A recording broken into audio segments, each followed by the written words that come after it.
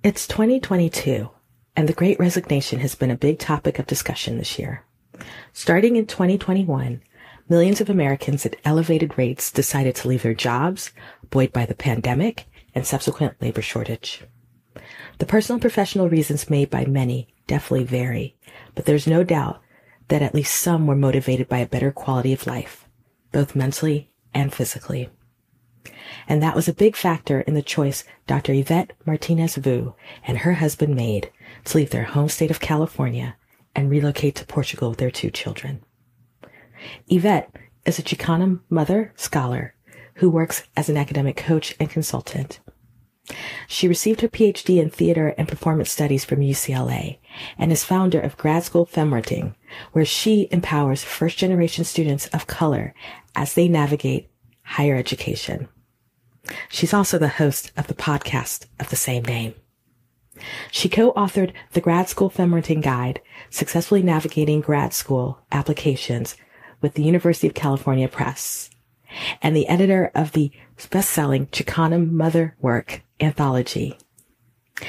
After working in higher ed for over 10 years, Yvette recently transitioned out of academia, and that is a big focus of this week's episode. But before we get to the reasons for that transition, we have to connect the different threads of her journey. We discuss how her upbringing as a first-generation Mexican-American impacted the lens she navigated the world. We dive into the hurdles that many immigrant families face as they chase their part of the American dream. And we discuss why prioritizing mental and physical health was an absolute need for her and her family. It can be difficult to leave something after you've worked so hard to achieve it, but as Yvette shares her story, you'll understand why sometimes putting your needs first can be an absolute necessity. Welcome to the Global Chat.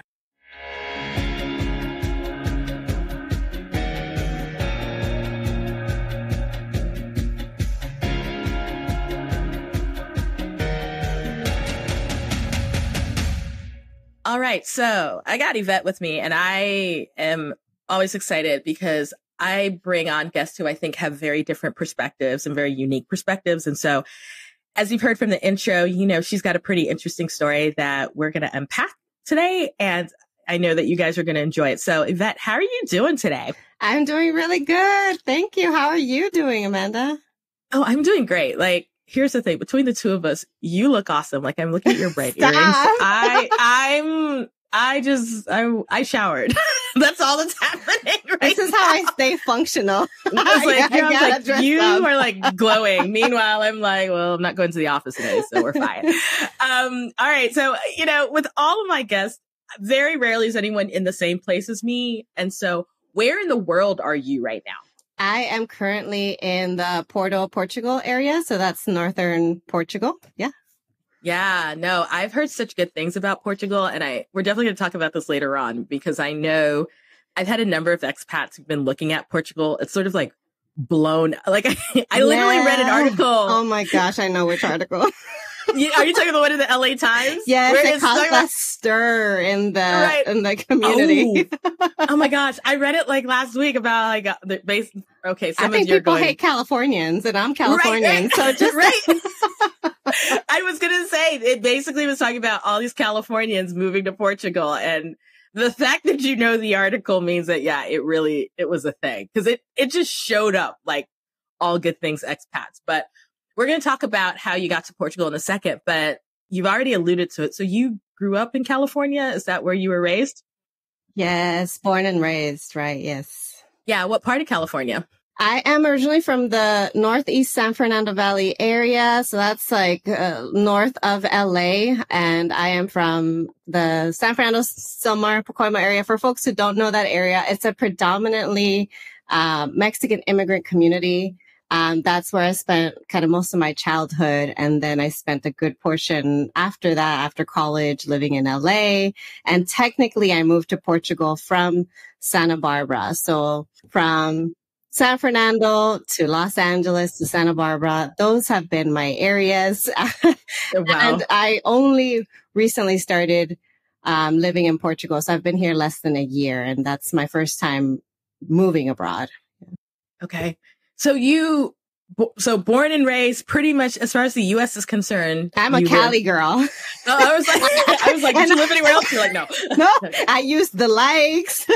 Yeah. Okay. It's hard. It's a hard habit to break. I am definitely from Southern California. And when people meet me here in Portugal, sometimes they catch that accent too. So they'll immediately catch the American accent. And then in some cases, they're like, are you from California? Because of the way I say LA. I don't say LA, I say LA. So tell me, with the community that you grew up in, you obviously said it was a Mexican immigrant community. Were your parents immigrants as well? Yes. Yeah. So both my mom and dad are from Mexico. My dad was from the northern Mexico area, my mom from the southern Mexico area. And I was raised by a single mom. So my dad passed away when I was about 12 years old of a sudden aneurysm. And my mom was left with 6 kids. So single mom. Oh my gosh. Yes, 6. Can you believe that? Wow. Oh my gosh. I have 2 and I'm overwhelmed. Wow. Wow. Yeah. So that was my upbringing. I was the first in my family to go to college, first to graduate and then go on to grad school, get my PhD, and the eldest daughter in my family, which culturally speaking meant a lot. It meant that I had a lot more responsibilities as a young child. I was kind of forced to grow up quickly or mature more quickly because of having to look after my younger siblings, help my mom out, all of that stuff. Yeah. So you're the oldest sister. Where in the lineup, what number of you child-wise? I'm 3. So I have 2 older brothers and I have a younger brother. Well, 2 younger brothers and a younger sister. Okay, sister. And so, I asked this question of folks who come from immigrant families, irrespective of where they grew up. Did you have a connection to kind of your ancestral ties, right? So I've had folks on here. I'm thinking of a couple, like a guy who grew up in Sweden, but his mom was Ethiopian and his dad was Swedish, I think by way of Norway. And so did you ever have an opportunity? Were you visiting Mexico? Were you seeing grandparents or in other ways were you tied to the culture? Yeah. In my childhood, we were lucky enough that we were able to go to and visit Mexico in the summers. We got to visit my mom's, she's from Jalisco, so southern Mexico, my dad from Sonora. So we'd visit my dad's side of the family. It was technically closer more often, but every summer we had an opportunity to go back and visit. And I distinctly remember that feeling of freedom that I got when I got to visit my parents' hometowns, because where we grew up in the San Fernando Valley, it was not the safest area. My grandfather was actually murdered by gang members in front of his own home in California.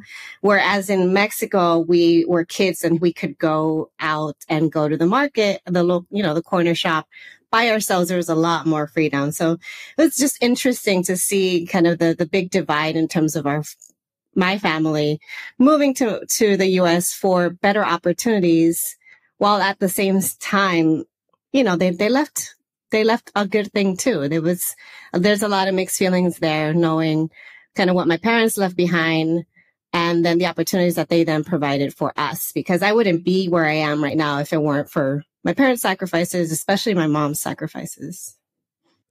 And I think you make such an interesting point, because too often when we think about, and I'm saying from a U.S. perspective in Mexico, the stereotypes would have it flipped, right? That Mexico would be the more dangerous space in the story and the U.S. would be safer.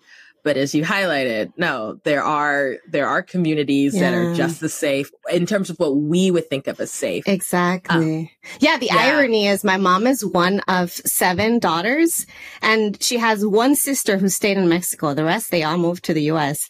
The one sister actually got a degree, became a pharmacist. Her husband's a pediatrician. They had 3 children. All of them went to college and got, their careers, and they're all doing well still to this day, living in Guadalajara, Jalisco, Mexico. And on our end, everybody else in the US, I come from a working class family. We're all still working class, and we're very much still, I mean, I say we, even though I'm in Portugal and I'm under very different circumstances. And even though financially I'm kind of similar, like not making a lot of money, my circumstances are very different because of cost of living here. But over in California, we've all been struggling financially, especially with cost of living there, inflation, and so on. So it's just interesting. It's interesting to notice kind of these, I don't know, circumstantial differences in between kind of my family and then thinking about myself as a mother of 2 kids. And now all of a sudden I'm an immigrant mom. It's like, wait, hold up. And now I'm the one having to learn a foreign language. I'm the one having to learn to navigate a new system. Again, under very different circumstances. I have a whole set of privileges that my mom didn't have. But it's super interesting. So let me ask you this question. Growing up in California and growing up in the community that you grew up in.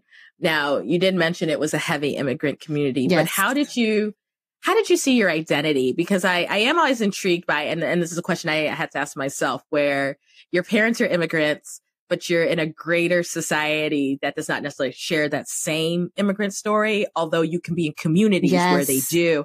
So how did you see yourself, as obviously as a young person, as someone who identifies as Chicana, like how did all of that, and I assume bilingual, were you bilingual? Yes, fully bilingual, yeah. Okay. I have to ask, because sometimes, look, I used to live in New Mexico, and you never know, some folks don't know Spanish, pero yo sí puedo hablar español. Right, because they will be like, and they're talking to them, and they're like, I don't know a lick of Spanish, even though my dad is Cuban and my mom's Puerto Rican.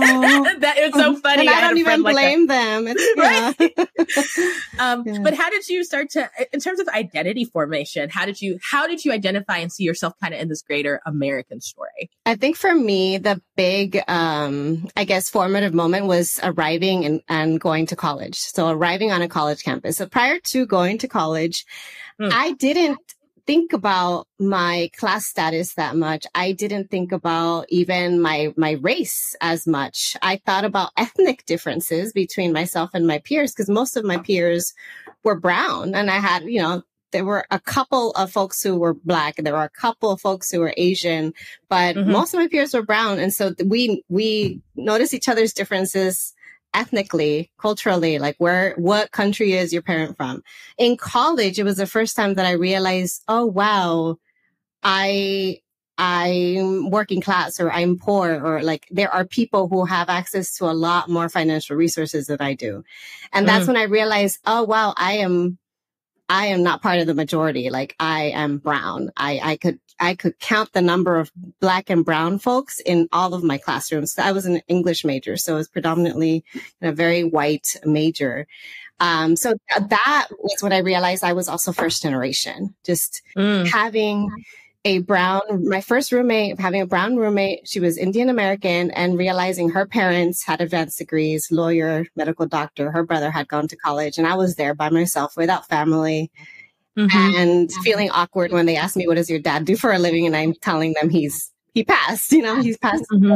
So I think, for me, that first year of college, huge culture shock, realizing so many things about myself. And then on top of that, taking GEs, making friends, learning, and eventually conducting research to learn more about my identity. So that's when I started to gain a sense of consciousness and realizing I'm not just Mexican American. I self-identify as Chicana. I have a politicized identity. I understand this feeling of being from neither here or there, being in this in-between interstitial space. And I might never truly fit in. And to this day, I still don't feel like I ever truly fit in a lot of spaces and places, because not only am I Chicana, but I am also, in a neurodiverse family. My husband and son are autistic. I'm also disabled. I have a chronic illness. I left my career in higher education last year. So that was a whole segment of my community that is, I wasn't able to sustain all of the relationships because of my leaving my career. And now I'm building community all over again in a new country, having to learn a new language. So college was a big one, but that has, I feel like my identity is continuing to develop and shift over time. Yeah.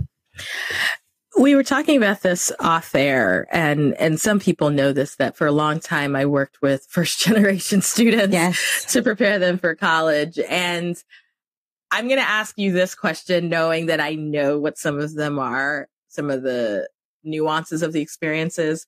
But what do you think that people don't understand is really different when a student is going to college and they don't come from a family that has at least either a history of going to college in this country, or, and I'm saying in this country being the US, knowing that we've got global listeners, or a history of going to university, period, because they can sound like the majority, right? I speak the language comfortably, but inwardly there's stuff going on. So what do you think people don't understand about that cultural shift being a first gen going on to college? Oh, there's so much. I mean, when I think about being first generation, the way that I define it is that neither one of the parents has pursued a 4-year degree.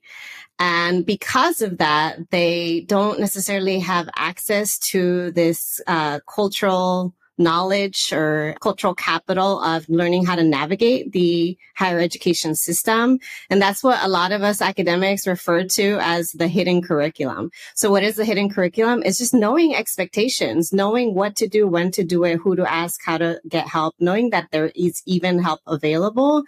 There's this huge knowledge divide of not knowing, what are office hours? So the first generation students tend to think office hours are a time that a professor is in their office. They don't know that that's the time that a professor is obligated to provide time for students to come and ask them any questions that they need.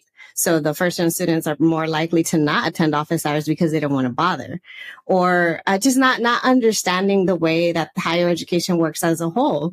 And the more that they learn, the more empowered that they are. And I think that's why I've been so passionate, because I was that student that would keep a little notebook and write down every single acronym I would hear. And to this day, I get irritated when people use too many acronyms, because I'm like, don't assume that we all know what you know. And sometimes I fall, I run into that issue too, where sometimes I catch myself using acronyms and I have to remind myself, not everybody understands what I mean when I use these terms. So yeah, the hidden curriculum is a big thing. But then on top of that, it's students who don't realize that their background is different, but that it's actually a good thing. It's not a deficit. It is one of their strengths. And that's just realizing how far they've come. It's just reminding them that that's a marker of how far they're going to go. So that's the thing that I wish people understood, is first generation students are incredibly resilient and talented students. They're incredible. They have these, if you get to know them on a humane level, if you get to know them as holistically, not just in their academics, their GPA, their test scores, get to know everything that's going on in their lives.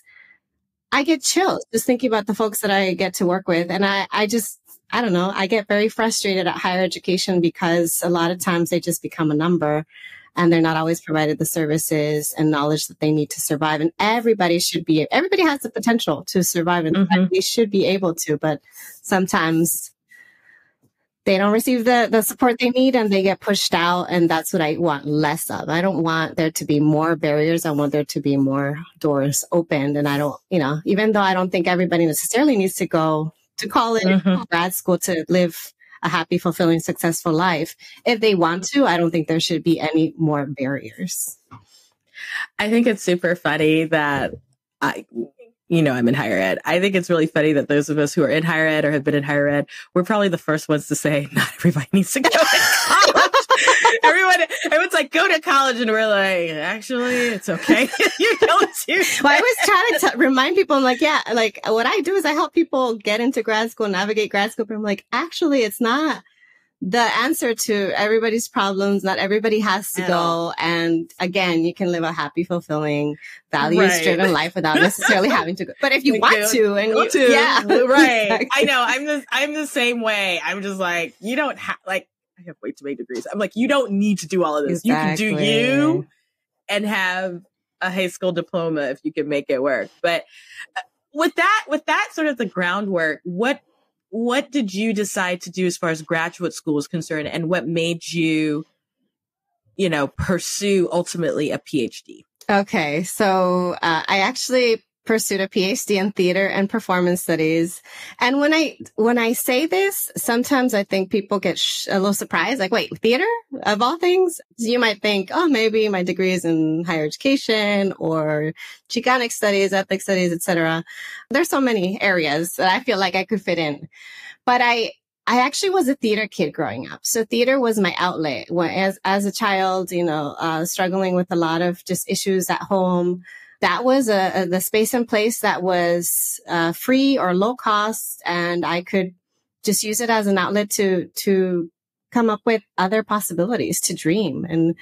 And for me, the arts were always just a source for me to be able to survive and thrive under very difficult circumstances. So theater kid from elementary, from fourth grade on through high school, always in some sort of play production. In college, I continued to do it until my junior year when I felt I had to choose between theater practice and theater research, and I prioritized the research. And so as I wrapped up my English major and didn't want to switch majors, I realized it was not the major for me. Didn't want to spend more time in college, didn't want to switch majors. I pursued research instead, applied to graduate programs in theater and performance studies under the assumption that theater was going to be my career. I was going to become a theater professor. Perhaps I could do theater on the side, dramaturgy, stage management, acting, you name it. Those were the things I was interested in. And in grad school, I faced a lot of toxicity and trauma in grad school. That's just like to cut to the chase. I did relatively well. I was advancing according to the timeline. I was getting awards. I was doing the research, but I also burnt out. I developed a chronic illness. I had a baby and suffered from complications giving birth. I nearly lost my life. I hemorrhaged. I lost 3 liters of blood. It was rough. Afterward, I suffered from postpartum depression, and I don't mean to say this lightly because it was a really difficult time for me. Grad school was really, really hard for me. And again, I think it just made me realize as I got near the end of my graduate school journey and I was asked to be on the tenure track job market and I was applying for jobs, and I even landed interviews, and I realized I don't want to do this. Like, I don't want to be in this rat race. I don't want to be working all day and all night. I already have workaholic tendencies that, I already have health issues. I need to slow down. I need to take care of myself. I need a job where I can have access to health care and benefits. And so that's when I transitioned to a career in student affairs or academic affairs. I started applying to those jobs and landed. My first job was at a scholarship center. And then my next job was helping first generation students, primarily first generation students of color. So low income, first generation, quote, underrepresented students, helping them apply and get into graduate programs. Wow. Wow. Wow. Well, first of all, thank you for the transparency, because I think sometimes when we tell our stories, especially when we're listening to it, we have to remember that the person lived through it. Yeah. And sometimes it's hard to go, for some folks anyway, to go back into that space. And so for you to be willing to share that. And the second thing that kind of pops in my mind is I can then see the correlation between your brand Femtoring? Femtoring. Yeah, like mentoring, but femtoring, feminist mentoring. Yeah. Because I would imagine it was an outgrowth of the work that you had been doing. And I guess an intersection of your experiences, right? Because for those who don't know, your work is to definitely help and guide those, especially who are folks of color, through the graduate school journey and kind of the steps through that. And I'm like, oh my gosh, she was doing it here. And I could see how she got here. Yes. Is that where it sort of came out of, or say more? I wasn't even sure if I was going to pursue it as like my main job, because I arrived at this point last year during the pandemic where I had my second child and I was working full time and starting to have health flare-ups, and my mental health was not doing so great. And I was homeschooling. So homeschooling my older son I was like homeschooling, breastfeeding, working, managing a team. I realized this, like something's got to give. I cannot do this. I can't be working all day and all night. And in that breakdown, I realized, well, okay, then if I need to take a break, how can I make this a possibility? So that's when I realized I can no longer stay in California. Cost of living is way too high. I need to move out of California. So I'm thinking about options out of California, which is where some other states came into the picture and other countries came into the picture. And we somehow landed on Portugal. So we kept thinking of reasons to say no to other areas. Maybe it's too cold. Maybe it's not diverse enough. Maybe the language would be too tricky to navigate. Maybe healthcare there is not so great. Maybe it's not the safest area. But when we landed on Portugal, we didn't have any like major red flags or issues that we were concerned about. And so we decided to move there last year thinking I'm going to take a break. But in actuality, I think with the work that I'm doing now, it's nourishing. I'm not doing it to the point where I'm burning myself out. And so I decided to I already had a podcast called Grad School Femtoring, and I did that on the side, answering questions that people asked me because I realized I only have enough time and hours in the day to mentor students. And for folks who I can't reach all the time, and I keep getting the same questions over and over again, I'm going to be sharing this information. I believe in accessibility. That's a huge one for me. I don't think that anybody should be without the resources and knowledge to do what they want to do. And so the podcast was called Grad School Femtoring. And in my move, I decided, actually, let me try this out. Let me start an LLC and see where it goes. And that's where I've been. It hasn't even been a year yet. And I'm still figuring it out. I'm still trying to learn what this is. But what I know is that it incorporates a lot of the values that I hold, which is I really value and prioritize kind of being very compassionate, having a social justice informed lens, treating people holistically and supporting them and supporting them through the things that I do and do well, which is writing, organization, and, giving people pep talks sometimes.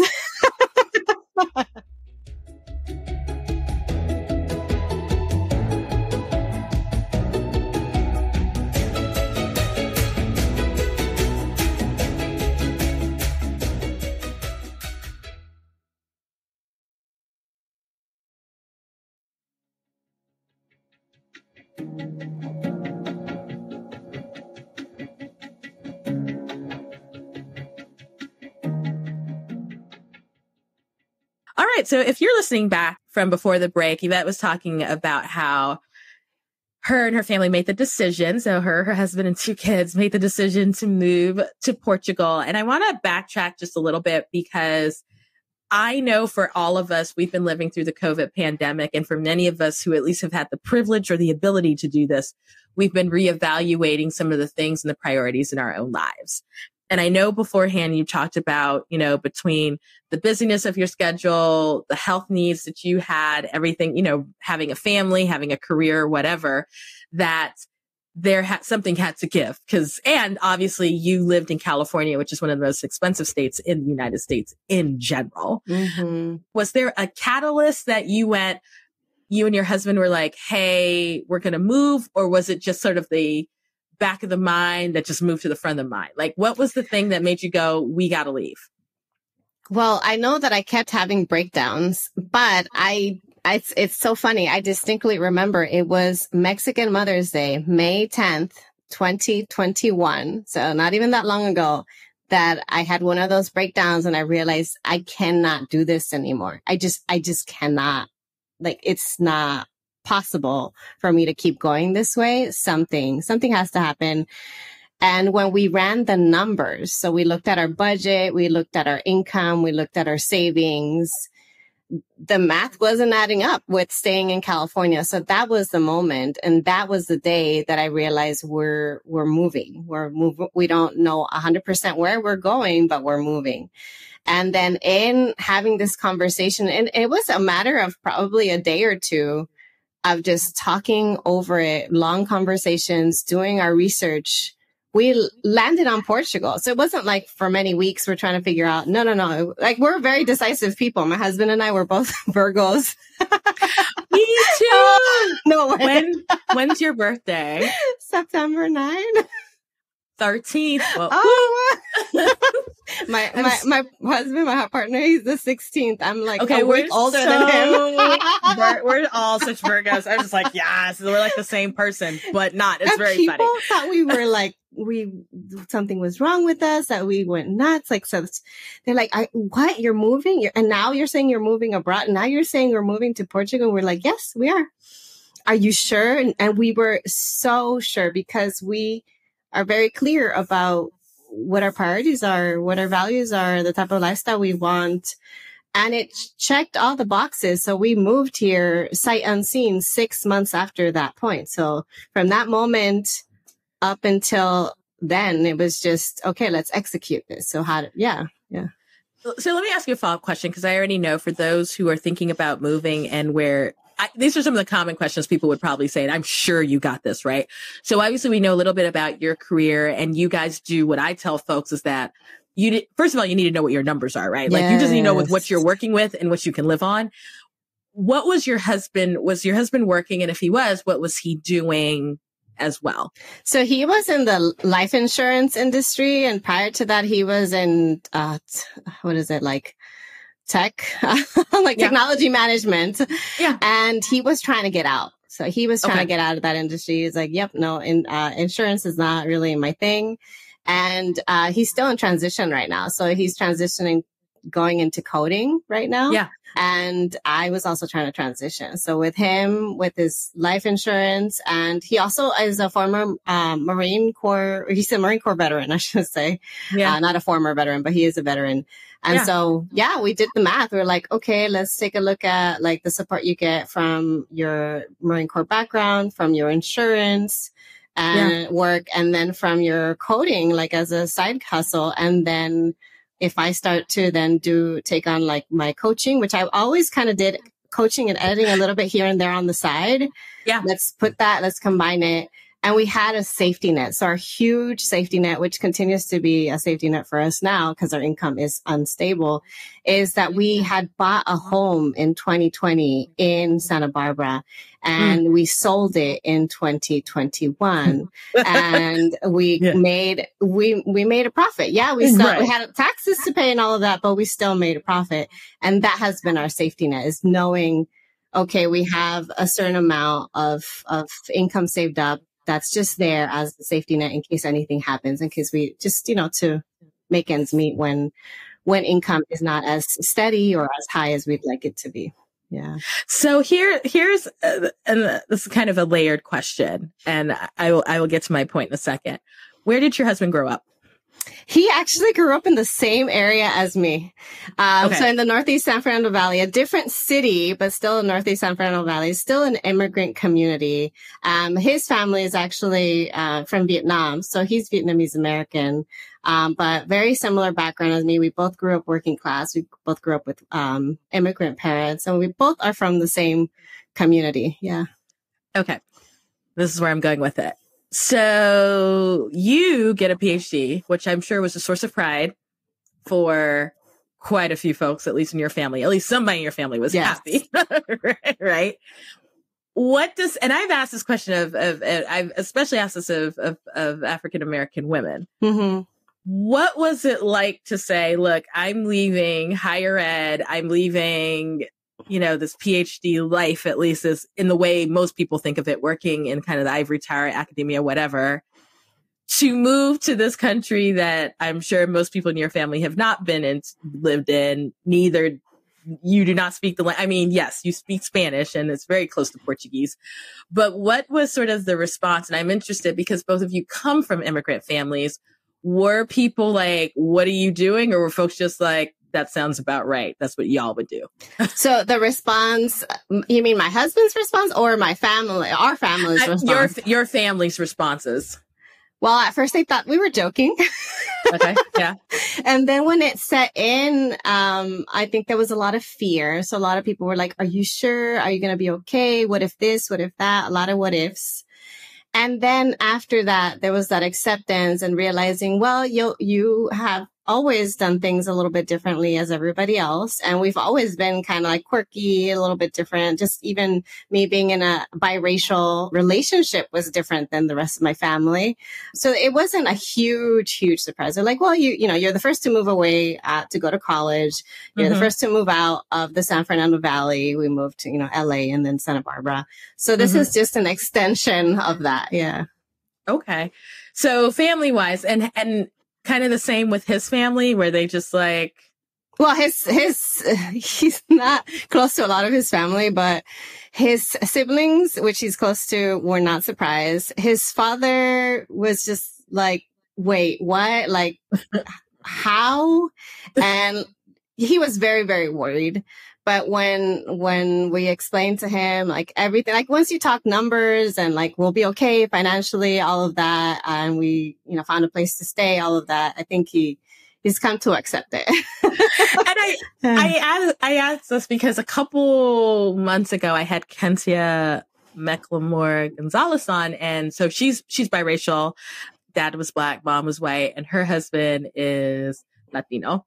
And when they decided that they were going to move abroad, for her parents, her dad had been in the military and then he never flew again after that, right? Yeah. So that was like decades ago.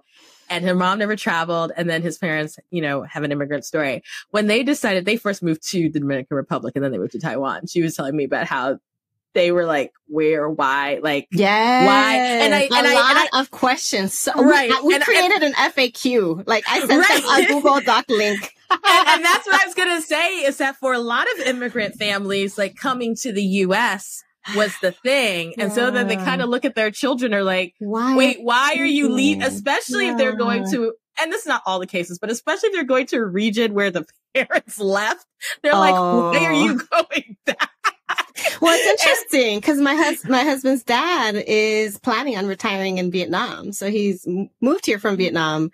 Right. Has lived and worked all of his life here, and he's planning to retire over there. Yeah. But it's just super but funny. Somehow it's not okay for us to move abroad. Right. They're just like, but they don't, why are you going there?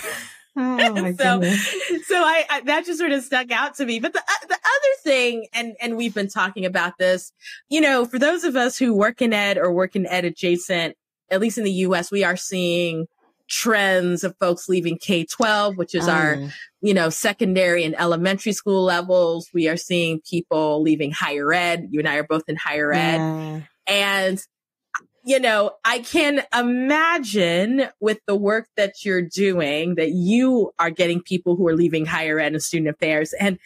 And so for those who don't understand, can you kind of explain what you are seeing and what you saw and what kind of, even for you, why leaving higher ed made sense? Yeah. So I guess just to provide a little bit of a context about the state of higher ed in the United States, to my knowledge, this is the case across the board, is that a lot of the faculty side, a lot of tenure track faculty lines are being replaced by adjunct faculty lines. These are part-time contingent employees who make, in many cases, below the minimum wage. So they're not making a living wage. They don't get access to benefits.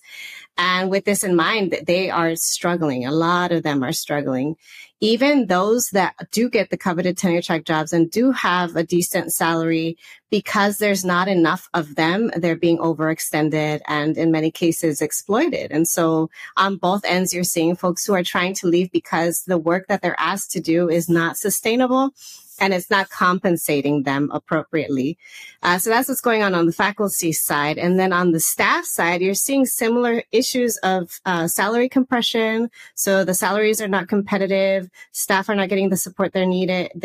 A lot of times staff lines get cut altogether, and all of a sudden someone leaves and that position isn't getting replaced with someone. So then individuals are taking on multiple jobs and responsibilities outside of their job description. They're getting promoted and not getting any salary increases.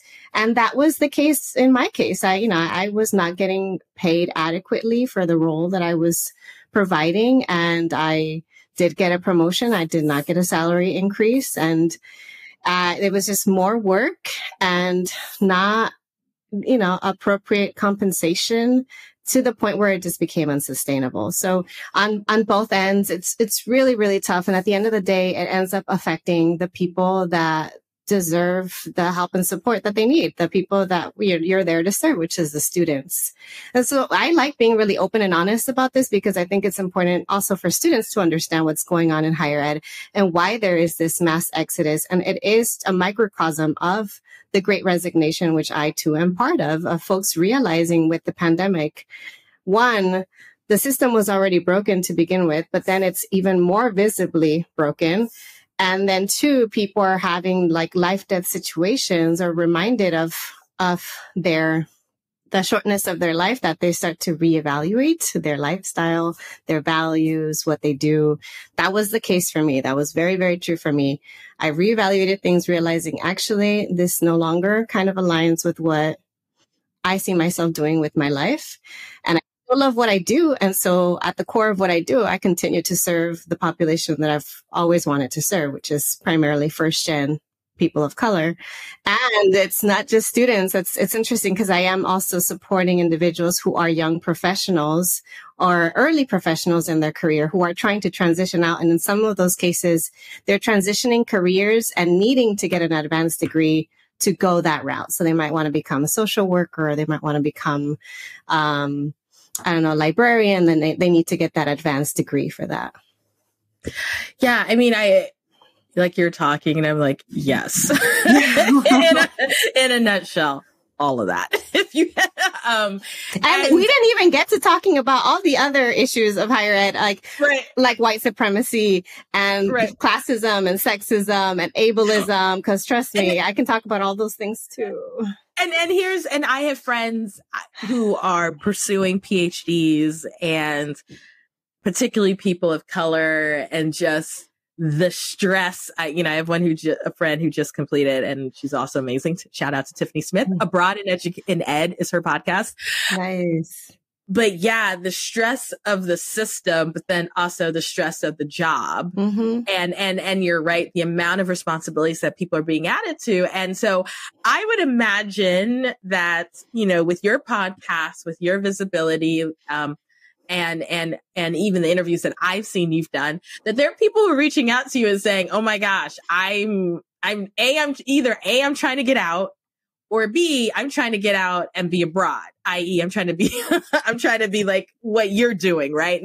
Maybe not necessarily, but even are trying to figure out, I need a break. And so I'm curious, even with the clientele that you're seeing, because obviously you are coaching people through, you're doing career guidance, you're doing your podcasting. Are you seeing higher ed educators that are reaching out that either want to stay but go abroad, or want to leave completely the field? I have had fewer folks come to me wanting to go abroad, but I have had a good portion of folks who come to me who are trying to either leave the field or change it up. So I've worked with graduate students who have transitioned and applied to transfer programs. So they realize their program is toxic, not supportive, and they're trying to transition to a completely different discipline. I'm seeing folks who are trying to leave higher ed completely, and that includes folks leaving their graduate programs and trying to figure out a plan for what comes next, or folks who recently graduated and are trying to land their first job. I primarily work with folks who are trying to land jobs outside of academia and outside of the tenure track line. I've been helping folks with getting jobs like, director level positions, assistant, associate director level positions, still in higher ed, but more alternative academic, more kind of staff type positions. And then there are folks, who are trying to make that transition and leave academia altogether, but into a different type of career. And again, they come to me because they need guidance on coming up with a plan, following through with it, or applying for a program or applying for a job in which I can support them through their documents, through their mock interviews, through just every step of that transition. Yeah. So let me ask you this now, because obviously you've been in Portugal for about 6 months at this point. You were practically doing this while you're in the States and even while you're in your job. Maybe not as such a formalized level in underground, but you were doing it. How does it look like now that you're living because essentially now you're your own small business. Yes. Right. Am, okay. yeah. So how is it different coaching now that this is like your main thing that you're doing? Like how does this look different just from because y'all aren't moving from spot to spot. So I'm not calling you a digital nomad. No, definitely not. But you're an entrepreneur, right? Yes, I am. So how does this look different in terms of running the business now since it is your business?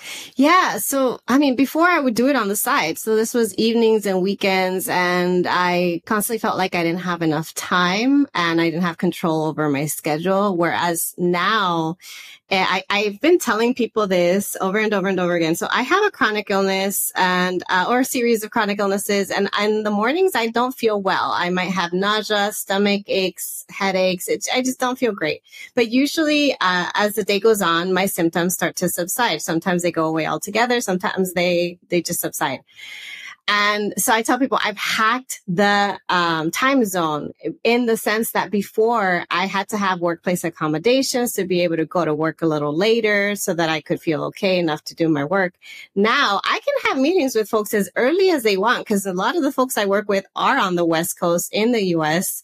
I'm meeting with them at 8 a.m., 9 a.m., 10 a.m. their time. And it's okay because it's the afternoon, evening, my time. And so it actually works in my favor. I work up until 10 p.m. at night, and I don't mind because I start my day a little later. And so now it's like in the mornings, if I'm feeling okay, I can go run an errand, go out, take a walk. If I'm not feeling okay, I can just take it slow, take it easy, and I still can, go on with my day and do my work. So in many ways, it's allowed me to, instead of pushing against the things that I have struggled with for so long, I'm leaning into the things, like leaning into like, what would it look like if I actually don't fight my chronic illness and I work with it? I support it. I honor my body and its needs. It's been good. I'm still struggling because I feel like I'm not making enough money because I'm honoring my body. Which means I'm not working as much. But you know what? It's okay because I can pay my bills and I have a young child and she's at home. She's a toddler. She's not in daycare yet. So I just remind myself it's temporary and I'm good where I'm at for now. So I think knowing your numbers, knowing what your short-term and long-term goals are, I'm doing fine according to kind of my own metrics. I love the fact that you're leaning into well-being. And that was kind of the trajectory or kind of the trigger for you guys, obviously, to shift. Yeah. But like just the value of well-being and being able to live life the way you want to live it. And right, like you said, like part of it is that y'all knew what you could live on. Yes. And you've done your numbers. And I feel like I have to keep saying this because what's hard is that when you want to change your situation, especially if you want to go abroad, a lot of people just want to go and do it. It's like let me backpack and whatever. That's easier if you're single and don't have dependents. Yes. I have seen folks who are just like, oh, I could just go teach English and whatever. And they've got a teenager. And I'm just like, this is not going to work the way you think it's going to work. But I love the fact that you are truly looking at like holistically what worked for your family and what worked for you and had the courage to be very honest. You did it in a very short amount of time to like have, because a lot of people think about this for years and I've got people who it took them years and everyone's situation's different. But the fact that you guys were like, okay, within a year, less than a year, we're going to do this is pretty remarkable. How is it living? Obviously, once again, intercultural family, new country, learning the language. What are you learning being an expat and living in Portugal that, especially with all the different ways your identity has intersected and where you guys kind of come from and nuances. What have you learned the most kind of raising kind of your mixed family in like a location none of you have ever lived in before? What have I learned? Oh my goodness, so much. So I think that coming from an immigrant family myself has been such an asset for me because the culture shock wasn't so strong, I guess you could say. So when we arrived, I had that expectation of it's going to be hard. I'm not going to know the language and I'm going to have to learn if I really want to fully integrate myself into the culture. And I'm going to have to be patient with myself. I think that the language barrier has been tough. I get very frustrated because I want to learn and I try, but you know what? People are really nice and understanding. Yeah. And when I try to speak, they correct me and they help me out. So I appreciate that. I appreciate how nice a lot of people are. And it's a very family friendly area. So like folks will like get out of the way of you. They know that you have a stroller or prioritize you if they know you have a family, things like that. I've just never had people just like offer to have me cut in line because I have a child. Like, really? What? Yeah. So that has been a concern of mine, is like making sure that I learn the language and wanting to learn it faster than maybe I'm capable of. 2, I am trying to build community, and that's been hard. I mean, we arrived here still kind of pandemic and still trying to be careful. I don't feel like I fully relate to everybody because there's the quote unquote expat community, which is a primarily white and wealthy community here in Portugal, especially where I'm at in Porto. And I'm not white or wealthy. And so for me, like having access to a Black and brown community is important. And it is a relatively diverse area. It's a big city. I see like biracial couples. I see queer couples. I see folks being openly themselves, and that's beautiful. And I love that. But I have yet to like really build a strong community. I've made like one good friend who happens to be another brown mama. But I'm just giving myself time. It's like it takes time to meet people and to build friendships, and it's okay. I've got kids. Like I don't have as much time as everybody else. So it might take me time to build community. But I don't regret our move whatsoever because it really does feel like the right place for us. We feel incredibly safe. We feel supported. I don't feel a sense of, I lived in a predominantly brown community and then a predominantly Black community in Inglewood, California, and then a predominantly white community in Santa Barbara. And in those communities, I felt the least safe in the white community. And here, I don't feel like there's a sense of entitlement. There's a lot of humility in the population, and folks don't come at you and like first thing they ask you is like why you're here. They don't come at you and first thing they ask you is what do you do for a living. I don't get a sense of judgment from other folks. I think people are just living their lives in unassuming ways, and kind of everybody's doing their thing. And I love that. I'm like, I just like to be able to go outside and no one's staring at me. No one is catcalling me. No one is bothering me. I mean, we had so many stares as a biracial couple. Everywhere we go, so many stares. And staring at our kids. I'm like, what? Like, do you have a staring problem? Complete side note. In California or just in other places? In California, but not here. Not in Portugal. We haven't had that so as weird much. To me, because in my mind, I'm like, California is mad diverse. I would think that would not be the place. But also, I'm not Californian, and I've also been to places where I'm like, this is not mad diverse. I thought it would be, but oh my gosh. Well, Yvette, thank you so much for sharing your story. And I would be remiss if I didn't give people a chance, even though this will be in the show notes, to tell them where they can find you. So if they are looking for you or your podcast or coaching, where can they find you? Well, the best place to go to is my website, gradschoolfemtoring.com. But if you don't want to go there, that's okay. I am also on a bunch of different social media platforms under the handle at Grad School Femtoring. So that's Instagram, Facebook, LinkedIn, and Twitter. So go ahead and follow me there. And we'll make it super easy because we'll have it in the show notes. We'll also have it in our website on the Black Expat as well as the globalchatter.com. So they'll be able to find you. And I'm pretty sure some people are going to be looking for you and as a listed resource. So thank you for sharing your story with me. Thank you so much for having me. You've just listened to an episode of The Global Chatter, which is hosted by me, Amanda Bates. It is edited by Stephanie Ficcio. Don't forget to subscribe to The Global Chatter on your favorite podcast platform.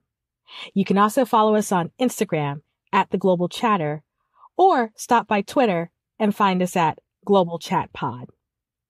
If you have a question, want to subscribe to the newsletter, or are interested in sponsoring, visit theglobalchatter.com.